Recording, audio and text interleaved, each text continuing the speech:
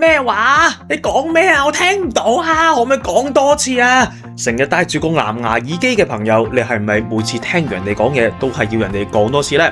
平時搭地鐵、坐巴士嗰陣，係咪都會長期塞住個耳機，仲要校到好大聲呢？根據數據顯示，香港而家有將近50萬人聽力受損，而家有好多人日日都戴住個耳機喺嘈雜嘅地鐵車廂入邊，嫌太嘈而將個耳機音量推高到100分貝以上，諗住遮過啲噪音。喂，大佬啊，話你知，你再咁樣做，唔使15分鐘，你個耳仔入邊嘅聽覺細胞就會直接殉職，而且係會永久受損，冇得再翻生噶啦。聽力呢家嘢冇咗就係冇咗噶啦。如果唔想成日都俾人話你撞聾嘅話，就要跟住專家嘅教路，係60-60嘅原則，音量絕對唔可以高過最高限制嘅60%。連續聽60分鐘就要除低個耳機，俾對耳仔休息下啦。唔想年紀輕輕就撞聾嘅話，而家就將個音量較細聲啲啦。